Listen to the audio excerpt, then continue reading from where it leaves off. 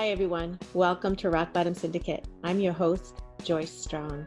Bottom Syndicate is about people who have a story to tell, to inspire others to consistently, persistently pursue their potential. Rock Bottom is an opportunity to learn, change course, tell your story to help others and help yourself. Enjoy our show.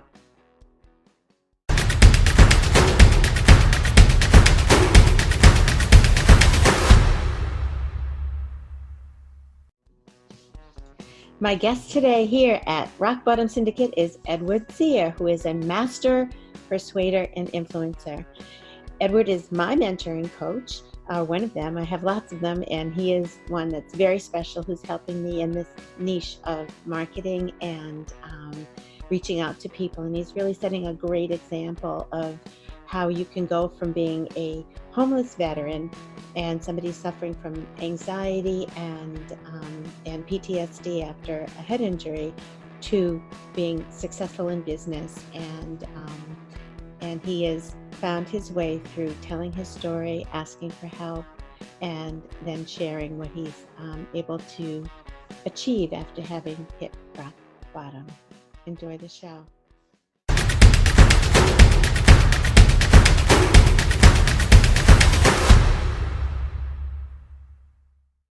Hello, Edward Zia. Joyce, it's an honor to be on your wonderful show with you and your very attractive viewers. Thank you so much. Oh, thank you. This is the Bottom Syndicate, as you know, and I'm so excited to be bringing this podcast to people because these are stories I've heard about people's lives that have hit a snarl, have hit some type of obstacle or a sense of being at rock bottom, and instead of folding, have turned their situation into opportunity. And so I had the idea to bring it to record these stories and share it with others to help people. It's what motivates me. So I just want to let my viewers know how I met you. I'm in Groton, Massachusetts. You're in Sydney, Australia. So I had to go that far to find help. Edward is a master, what's the order? Influencer and master persuader and influencer. That's the right order? Perfect. Perfectly said. Okay. He is my coach and mentor and has done a lot to help really pump my tires up and get me pursuing my potential. And so thank you for that, Edward. Oh, Joyce, it's an absolute honor. And I got to say, I am honored to be on your show. And as I was saying to you before, please roast me good and don't you pull any punches during this interview. Okay. Well, you have very high energy. I thank you, by the way, for staying up late for me because it's early in the morning here. You may hear the roosters in the background. And it's 10 o'clock there for you. So we've got that time difference. I want to know, I've heard you say little bits about being homeless, and it was hard for me to grasp that because I didn't know you then. And when I hear you now, see all the things you do, I see all the people you help and how much you give. I'm just fascinated with how did that happen? Oh, and before I do that, can I ask you to tell people how to find you on social media that I did? Well, the easiest way is to type Edward Zia into LinkedIn, send me a connection request and say, I discovered you through Awesome Joyce's podcast. That's all I need, and it'll be great to connect. Awesome. All right. And I'll put that in my show notes as well. So I just want to hear what happened in your life. Like, what got you to this point where you're a master persuader and influencer?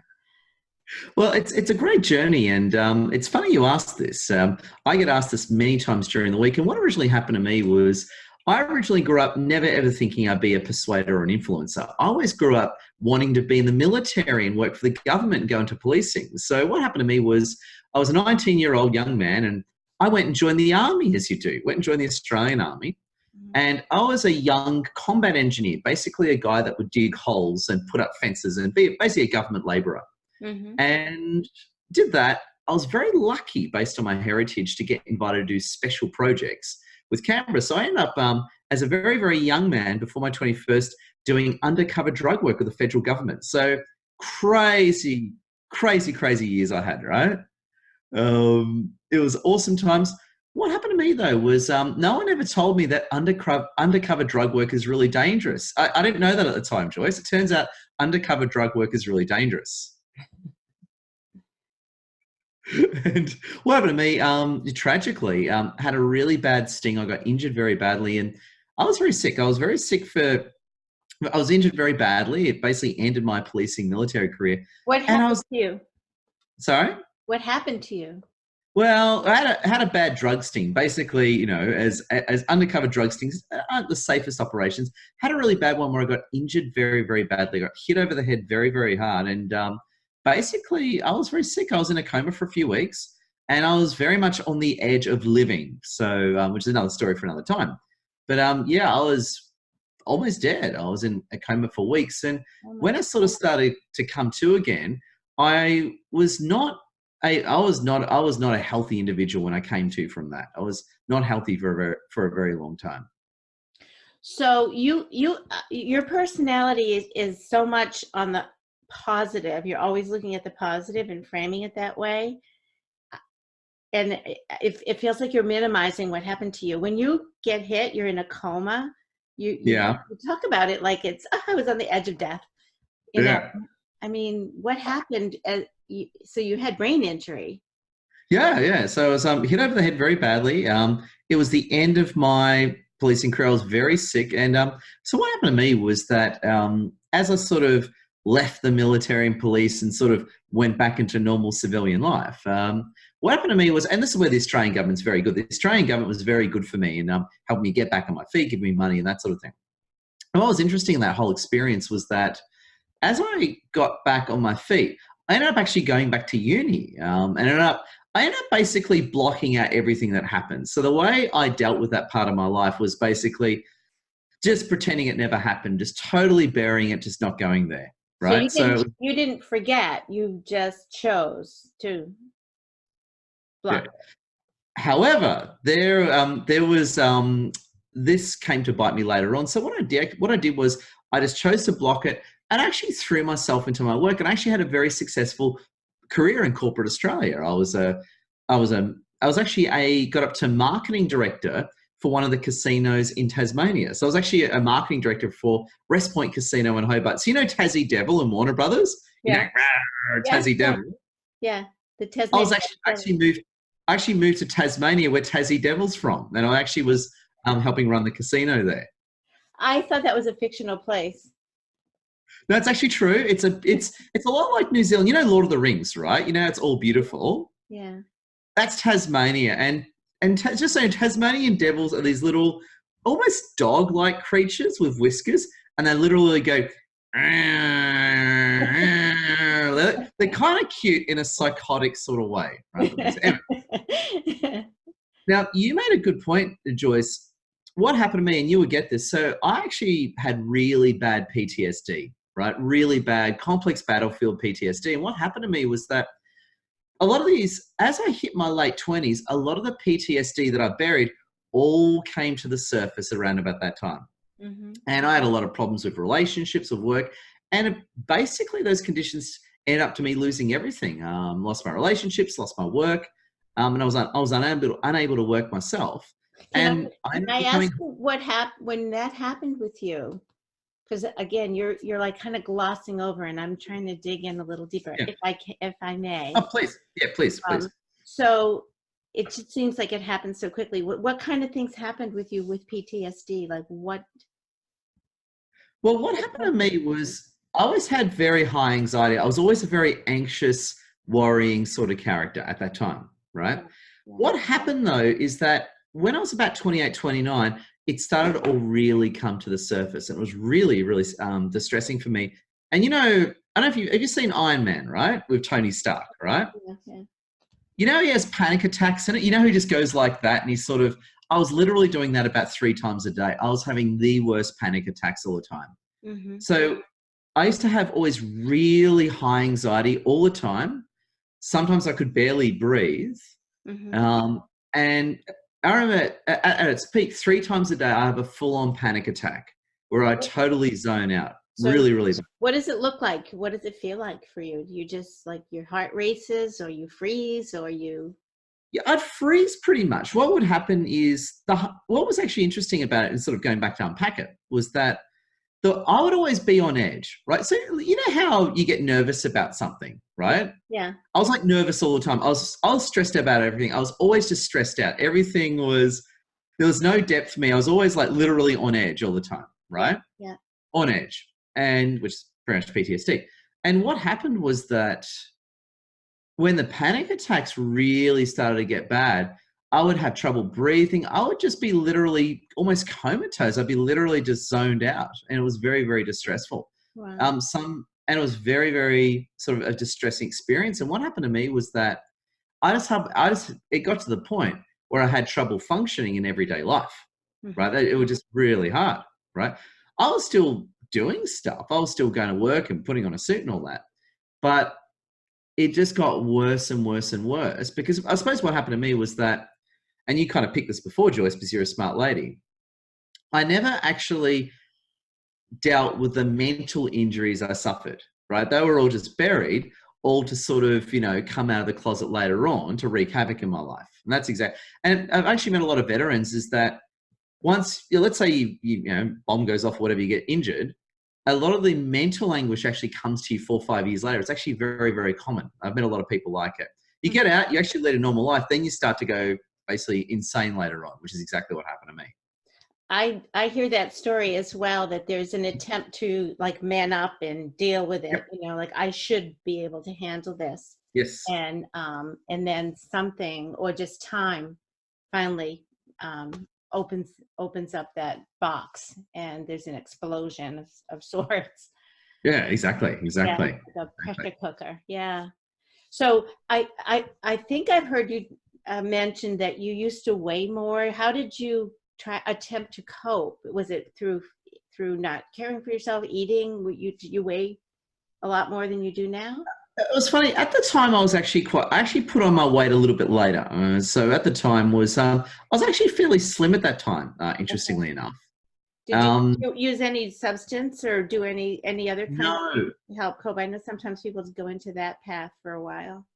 No, interestingly, I'll come back to the food problems I had. The food problems kicked in later for slightly different reasons.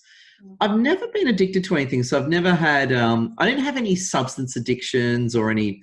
I'm not into gambling or alcohol. I used to play video games a lot. So you would say. So actually, at a fair point, I may have had a video addiction. That's actually a point, right? Okay. And so for me, what happened was, actually, in all fairness, I probably did have a video game addiction. I would say that was one of my coping mechanisms at the time. Now you're, making that really good digging point. Mm-hmm. And you had also mentioned that you really got into work almost to an unhealthy level. Oh, totally. So I was a complete workaholic. So it was like workaholism combined with video game addiction. Yeah.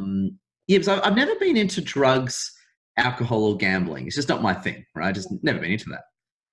However, food did start to become a problem. Probably in my early to mid 30s, food then became a coping mechanism, and I literally went pop. So I wasn't too bad in my early 30s, but when I hit my mid 30s, I looked like a stuffed pig with an apple in its mouth. I was huge. I got up to 100 kilos, So just so you know, right now, I go to the gym. I'm about 80 kilos right now. I go to the gym 5 times a week. I know I look good, but I literally was 100 kilos, and I was like, that was the stuff. I used to have a lot of hair in those days. Yeah. And I actually had big hair, and I grew big chops, and I used to like a Elvis, Elvis towards the end. Yeah. Yeah. I'm a big Elvis fan. I used to go, thank you very much. I used to do this whole Elvis thing, right? And it was worked, actually. It was quite funny. I used to do the whole Elvis thing. So at some point then you said in this journey you were homeless, and I've heard you say that. Sorry, you go. Yeah. I was just curious about when in the journey you became homeless and what happened there. It was actually before that. I ended up, so it was about 28, 29, 20, it's about, 29, 30, around that time, is what happened was when I got really sick from the PTSD and anxiety, that's when I ended up becoming homeless. And so I was in Hobart at the time, which is that. So just so you might want to check on the map. So you got Australia. Yeah. That little island on the bottom is Tassie. That is it's Tasmania. We call it Tassie. That's where Tassie Devil from Warner Brothers is from, the little sort of creature, right? And it was in that point, that's where I went homeless. So what it was, I still had my car. So I wasn't, so at least I had a car, which is good. Like being homeless, I'll just say this. Being homeless in a car is 10 times better than having no car, right? Yeah. It's actually not that bad in a car, just to make that point. And so what happened to me was that, so I had my car at the very least, and I ended up, I basically, when my life sort of fell apart in Hobart and things weren't working out, I then decided, where am I going to go with my life? What am I going to do? And I thought, I had two decisions. I was either going to go to Sydney, or I come from a Middle Eastern background, like an Australian Middle Eastern guy. I was either considering going to Dubai, basically Dubai or Sydney. They were my two options that I was looking at. I said, no, I want to go to Sydney. So I drove to a place in Sydney, long story short, went to a place in Sydney called DY, which is this beautiful beach. And I lived on the beach in my car. So I was just a vagabond, just living in my car on the beach, hanging out with the British. It's all Australia's all full of British backpackers and that. Yeah. I was literally just a vagabond living on my beach, just thinking about my life. What am I going to do with the rest of my life? Wow. So then what happened? During that whole experience, I spent a lot of time thinking about, and I actually decided what I want to do with my life. And it was about my 30th, because I was homeless when I was 30. Right? I remember being homeless and celebrating my 30th. And interesting, a lot of people are like, wow, you were homeless on your 30th. Were you depressed? No, I actually was quite happy, because in that point in my life, I was actually getting clarity as to what I want to do with my life, right? What I want to do. And interestingly, I'm 41 now, to give that some, say 10 years later, roughly. At that point, I actually said to myself, you know what? I want to build a full-time online business, and I want to be some kind of influencer speaker. That was my decision, right? It just came to you like that? Over about a month or two, I started thinking, so I thought, I don't want to just get a job and just be a corporate going to work. I didn't really want to go back to the government, because I was a little bit older then, right? Like, yeah, I didn't want to go back to the government or policing. Yeah. I thought, I'd love to be some kind of speaker, some kind of motivator, some kind of coach or something. And that's when I came up with that concept of what I want to do with my life. Did anyone help you? Did you feel that you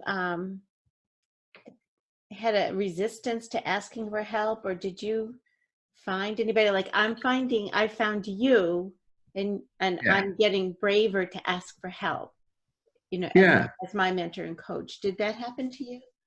It did, but it was probably dispersed to a lot of people, because at that time where I was, living that life, I met actually a lot of very, very cool people at different points in my life. Mm-hmm. And it was through meeting a lot of different people I was able to explore these new ideas.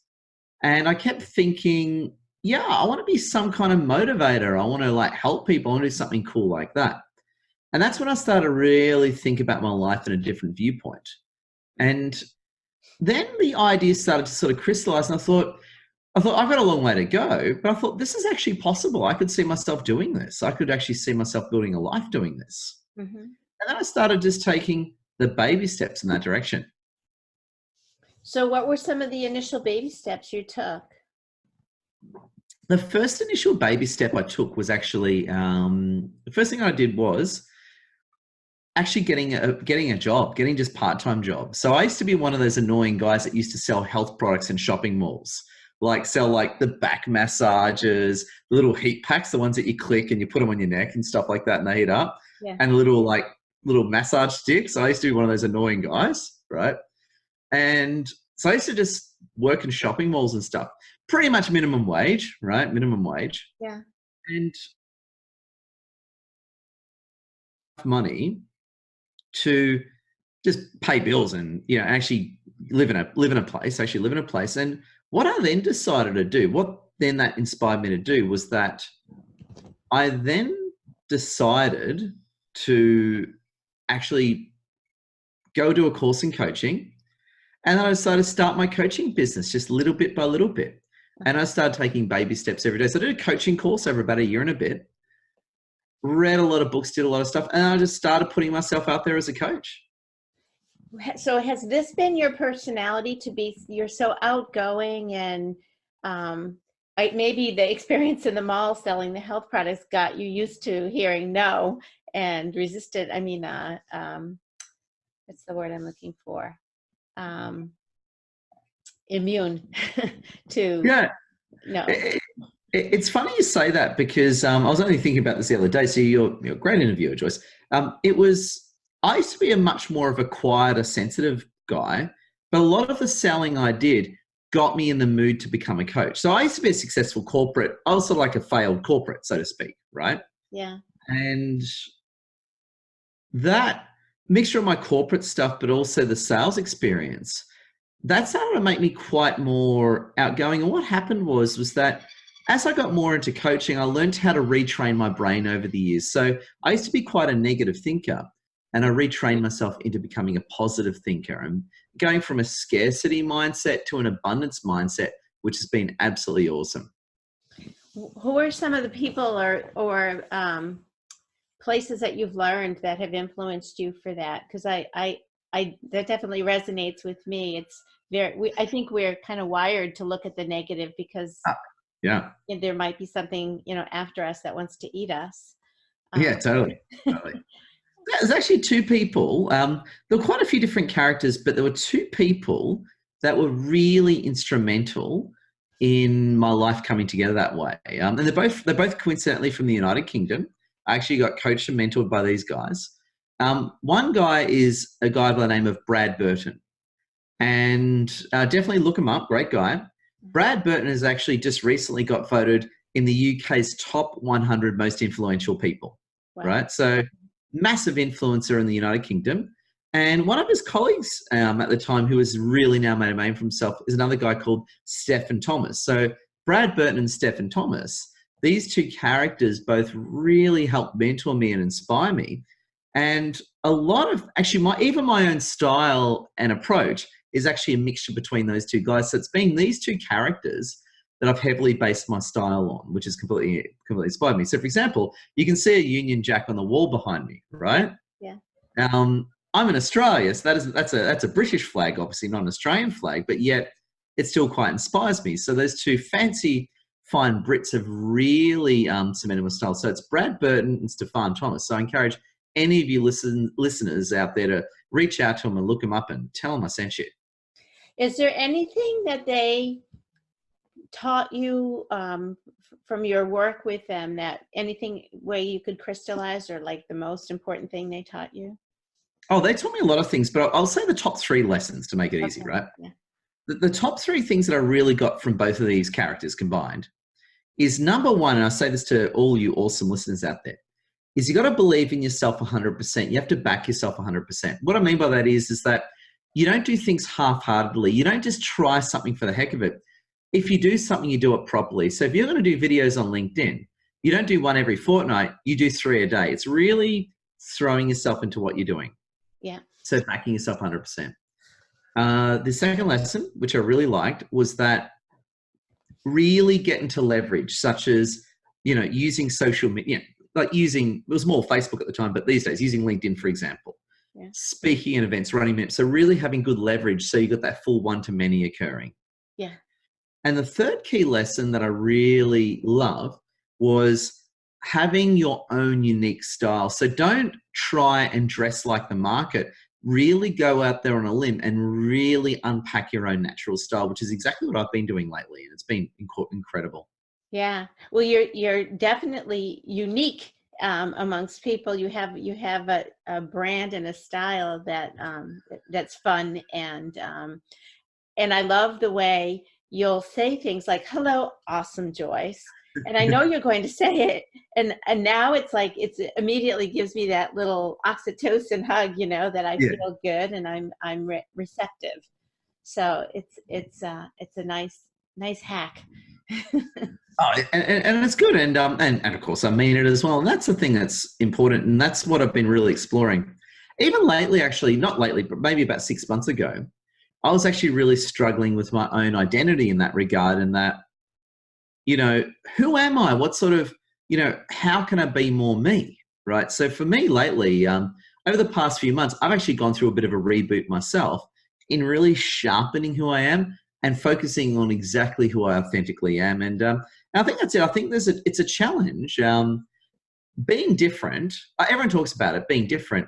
It actually can be quite hard being different, because by being different, you're putting yourself out there as a lightning rod. And I tell you what, the more you play to your own uniqueness and be different, is the more powerful you become. How do you think you're different? Well, I think compared to most other coaches out there, I'm higher energy. I say more stuff. I put myself out there more. I'm way more direct, and also my demeanor is more casual. So especially, I find not everyone. I got a lot of great coaches or friends, but generally a lot of coaches they'll put on suits. They'll put that professional sort of veneer up, if that makes sense. Yeah. Whereas I don't want any of that. I want to be real. I want to relate to people directly. So I suppose not having that professional veneer, so to speak, can be a confronting experience, because you've got nothing to hide behind. So for me, nothing wrong with suits. I love suits, of course, but what I mean is more metaphorically is having that suit, having that veneer. This is who I am, that sort of thing. Staying out of that is quite unconventional for a lot of coaches, especially a lot that you see today. Yeah, I think at first when I met you, that there was that sense of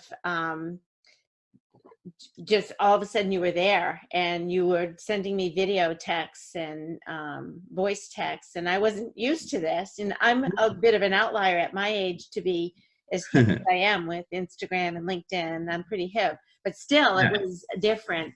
And but then it quickly turned into, he wants to really know me, and he's really letting me know him, and that's just precious. I love that. Man, thank you, Joyce. And it's funny actually, because that style has helped me take off as an influencer, and other people whenever I've recommended clients that approach, whenever they've taken off quickly as well. It's funny, like the whole veneer thing, it doesn't work. Like maybe it worked in the 90s or the 2000s, but I'll tell you now, that whole veneer thing does not work these days. People don't like it. They see right through it. Yeah.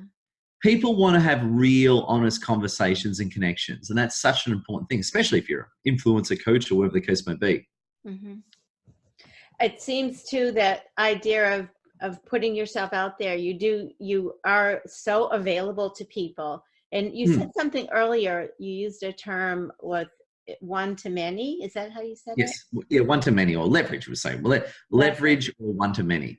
Yeah, so that's just math, right?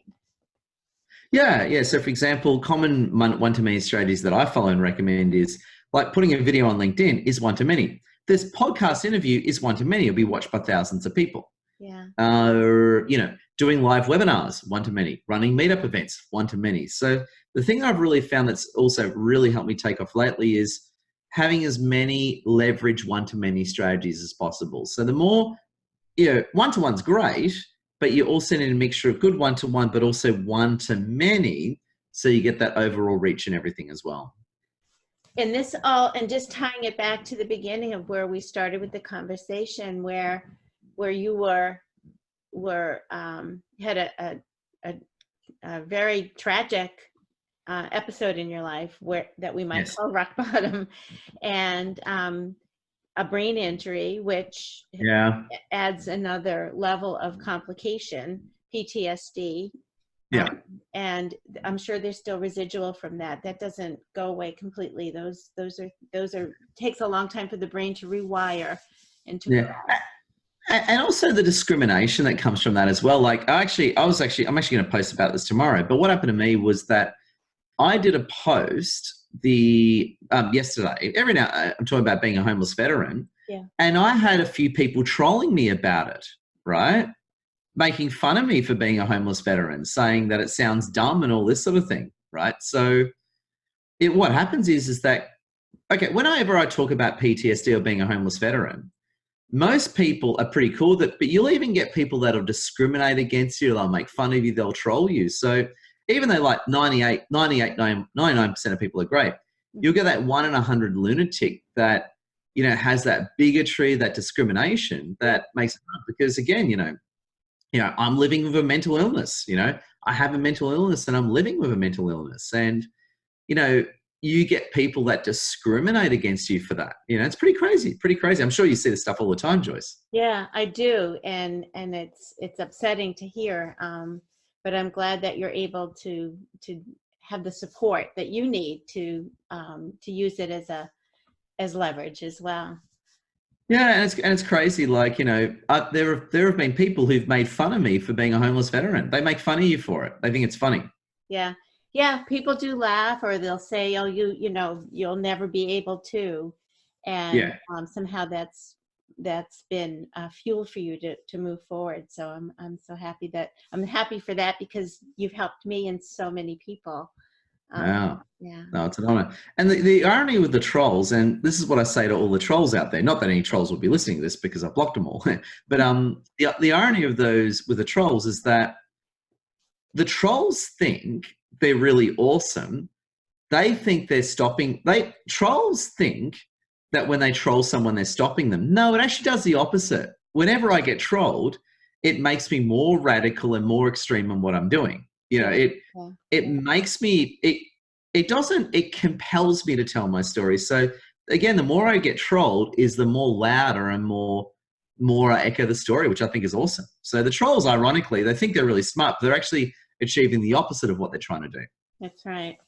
Well, I think, and we're almost out of time, so I want to wrap up. I just wanted to say that the opportunity to tell your story, I think, is pivotal. I think when a person finally sees what's going on and is just truthful and tells their story as it happened without shame, just seeing it's just part of life, and it's what we do with it is when things can really happen.